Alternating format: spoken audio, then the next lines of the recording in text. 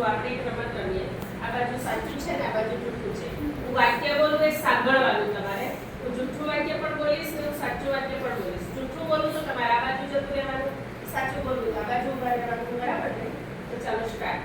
બિલાડીને 2 પગ હોય છે. સરસ. બિલાડીને કેટલા પગ હોય? 4. કેટલા હોય? 4. સરસ.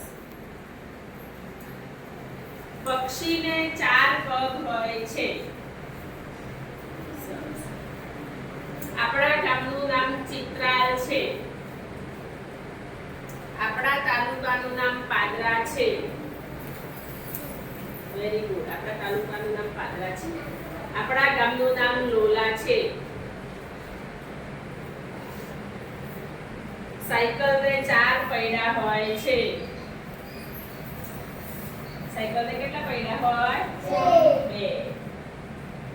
કારને 4 પૈડા હોય છે. કારને 4 પૈડા હોય